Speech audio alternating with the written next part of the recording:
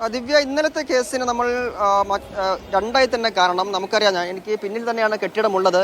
ഇവിടെ ഒരു തീപിടുത്തം ഉണ്ടായിക്കഴിഞ്ഞാൽ ഇനി മതിയായ അഗ്നിരക്ഷാ സംവിധാനം ഉണ്ടായാൽ പോലും അതിന് പരിമിതി ഉണ്ടായിരുന്നു. നേരത്തെ നന്ദുവൊക്കെ സൂചിപ്പിച്ച പോലെ തന്നെ തകര ഷീറ്റ് കൊണ്ടും കാർഡ്ബോർഡ് ഈ പ്ലാസ്റ്റിക് ഷീറ്റ് കൊണ്ടും ഒക്കെ മറച്ചിരുന്നത് അഗ്നിരക്ഷാ സേനയ്ക്ക് അത് തീ അണയ്ക്കാനുള്ള മാർഗം അത് ബുദ്ധിമുട്ടാക്കി എന്നുള്ളത് നമ്മൾ കണ്ടതാണ്. അതേസമയം തന്നെ കോഴിക്കോട് നഗരത്തിൻ്റെ ഒരു പ്രത്യേകത നമുക്കറിയാം. ഒരു ഡസനിലേറെ തീപിടുത്തങ്ങൾ കഴിഞ്ഞ വർഷങ്ങൾക്കിടയിൽ ഉണ്ടായ ഒരു നഗരമാണ്. പഴയ കെട്ടിടങ്ങൾ ഏറെയുള്ള നഗരമാണ്. മിഠായി തെരുവ് പോലെ, ഒയാസിസ് കോമ്പൗണ്ട് പോലെയൊക്കെ തീപിടുത്ത സാധ്യതയുള്ള സ്ഥലമേറെയുള്ള നഗരമാണ് കോഴിക്കോട് നഗരം. അവിടെ പക്ഷേ മതിയായ അഗ്നിരക്ഷാ സംവിധാനമില്ല എന്നുള്ളതാണ് ഏറ്റവും ഗൗരവതരമായി നമ്മൾ കാണേണ്ടത്. കോഴിക്കോട് ബീച്ചിൽ 60-ലേറെ ജീവനക്കാരുള്ള ഫയർ സ്റ്റേഷൻ അവിടെ ഉണ്ടായിരുന്നു. 2023 സെപ്റ്റംബറിൽ ആ കെട്ടിടത്തിൻ്റെ ഫിറ്റ്നസ് കുറവ് കൊണ്ട് അത് അടച്ചു പൂട്ടിയതാണ്. പിന്നീട് പക്ഷേ അവിടെ മറ്റൊരു സംവിധാനം ഒരുക്കിയിട്ടില്ല എന്നുള്ളത് കൂടിയുണ്ട്. ഒരു ഫയർ യൂണിറ്റ് മാത്രമാണ് നിലവിൽ അവിടെ പ്രവർത്തിക്കുന്നത്. മറ്റുള്ളവ വെള്ളിമാട് കുന്നിലേക്കും മീൻചന്തയിലേക്കും ഒക്കെ മാറ്റിയതോടുകൂടി കോഴിക്കോട് നഗരത്തിൽ ഈ തരത്തിൽ വലിയൊരു അത്യാഹിതം സംഭവിച്ചാൽ എത്തിപ്പെടാൻ വലിയ ബുദ്ധിമുട്ടാണ് എന്നുള്ളതാണ്. അതായത് കിലോമീറ്ററുകൾ സഞ്ചരിച്ച് നഗരത്തിലെത്തി തീ അണയ്ക്കുമ്പോഴേക്കും അതിൻ്റെ അപകടത്തിൻ്റെ വ്യാപ്തി കൂടും. ഇന്നലത്തെ ഈ അപകടം തന്നെ ആളപായമില്ല എന്നുള്ളത് വലിയ ഭാഗ്യമായി നമ്മൾ കാണണം. ആ തരത്തിൽ അപകടം സംഭവിച്ചു കഴിഞ്ഞാൽ മതിയായ അഗ്നിരക്ഷാ സംവിധാനം കോഴിക്കോട് ഇല്ല എന്നുള്ളത് ഗൗരവ തരത്തിൽ തന്നെ അഡ്രസ് ചെയ്യേണ്ട വിഷയമാണ്. ഇന്നലെ ഈ തീപിടുത്തമുണ്ടായപ്പോൾ അവിടേക്ക് ആദ്യം എത്തിയത് ഈ ബീച്ച് ഫയർ സ്റ്റേഷനിലെ ഒരു വണ്ടി തന്നെയല്ലേ? അപ്പോൾ അതിലൊക്കെ മാറ്റം വരണം. കോഴിക്കോട് നഗരത്തെ സംരക്ഷിക്കാൻ ആവശ്യമായിട്ടുള്ള സുരക്ഷാ ക്രമീകരണങ്ങൾ അധികൃതർ ചെയ്യണം. 6 മണിക്കൂറിലധികം നീണ്ടു നിന്ന് ഈ തീകത്ത് ഇത്രയും ആക്സസ്, ഇത്രയും പ്രദേശം, ഇത്രയും ഫ്രീ ആയിട്ട് കിടക്കുന്ന പ്രദേശമാണ്. ഈ ഒരു പ്രദേശത്ത് നമുക്ക് അങ്ങനെ കഞ്ചസ്റ്റഡൊന്നുമില്ല. ഇത്രയും കഞ്ചഷൻ ഇല്ലാത്തൊരു പ്രദേശത്ത് തീകത്തി ഞായറാഴ്ച ദിവസമാണ്, വലിയ തിരക്കില്ല. അപ്പോൾ അതുകൊണ്ട് തന്നെ കുറേ എളുപ്പത്തിൽ കിട്ടും എന്നാണ് നമ്മളും പ്രതീക്ഷിച്ചത്. പക്ഷേ ഈ സംവിധാനത്തിൻ്റെ ശക്തിക്കുറവ് ഉണ്ടാവുമല്ലോ. അപ്പോൾ അത് ക്യാഷ് ലാൻഡർ സംവിധാനം കോഴിക്കോട് സിറ്റിയിൽ വേണം. അത് ഏർപ്പെടുത്തും. മിഠായി 17 ഉണ്ടായിട്ടുണ്ട്. മുൻകരുതൽ സ്വീകരിക്കാൻ വേണ്ടി നമ്മുടെ വ്യാപാരി സുഹൃത്തുക്കളൊക്കെ പറയാറുണ്ട്. മിഠായിത്തെരു തീപിടുത്തത്തോടുകൂടി നമ്മളതൊക്കെ ആവശ്യപ്പെട്ടിട്ടുണ്ട്. അവിടെ മുൻകരുതൽ നടത്തണം, ആവശ്യമായ കരുതൽ വേണമെന്നൊക്കെ. അതൊന്നും ഇപ്പോൾ എല്ലാവരും അങ്ങനെ പാലിച്ചോളണമെന്നില്ലല്ലോ. അവിടെയാണ് എന്താണ് ഫോൾട്ട് വന്നിട്ടുള്ളത്, വീഴ്ച വന്നിട്ടുണ്ടോ ഇല്ലേ, അതൊന്നും പരിശോധിക്കാനായിട്ടില്ല. അതൊക്കെ ഞങ്ങൾ പരിശോധിച്ചുകൊണ്ടിരിക്കുകയാണ്.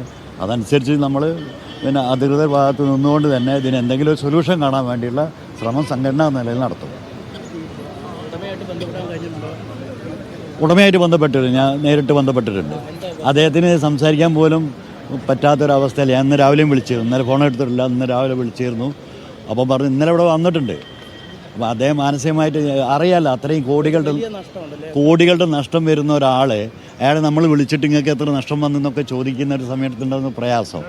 അതുകൊണ്ട് തന്നെ അക്കാര്യത്തിലൊന്നും അധികം ചോദിച്ചിട്ടില്ല. ഒന്ന് പറഞ്ഞ് സമാധാനപ്പെടുത്തി നമുക്ക് കാണാമെന്നൊക്കെ പറഞ്ഞ് നിർത്തിയതാണ്.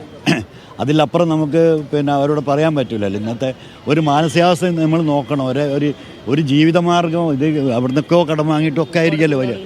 ഒരുപാട് തൊഴിലാളികളുണ്ട്, ഒരുപാട് പേരുടെ ജീവിതമാർഗ്ഗമാണല്ലോ മുട്ടുന്നത്. അപ്പോൾ അതിൻ്റെ ഒരു മാനസിക അവസ്ഥയും കൂടി നമ്മൾ പരിശോധിക്കേണ്ടതാണ്. അയാൾ എങ്ങനെ റിക്കവർ ചെയ്യും എന്നുള്ളത് നമുക്ക് പറയാൻ പറ്റില്ല.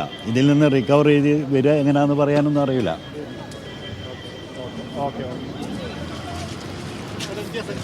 എന്തായാലും വ്യാപാരി വ്യവസായ ഏകോപന സമിതി പ്രതിനിധിയുടെ പ്രതികരണമാണ് എന്ന് വേണം മനസ്സിലാക്കാൻ. ഷംസീർ തുടരുന്നുണ്ട്. ഷംസീർ, ഇപ്പോൾ അവിടെയുള്ള വ്യാപാരികളിൽ ഒരാളാണോ പ്രതികരിച്ചത്? അദ്ദേഹം പറയുന്നത് എന്താണ്? ശരി, ഞാൻ നന്ദുവാണ്. വലിയ നാശനഷ്ടം ഉണ്ടായി എന്ന് തന്നെയാണ് ഷംസീർ പറയാം. വലിയ നാശനഷ്ടം സംഭവിച്ചു എന്നുള്ളത് തന്നെയാണ് പറയുന്നത്. അതേസമയം തന്നെ എത്ര രൂപയുടെ നഷ്ടം സംഭവിച്ചു എന്നുള്ളത് കൂടുതൽ പരിശോധനകൾക്ക് ശേഷം മാത്രമേ വ്യക്തമാവുകയുള്ളൂ.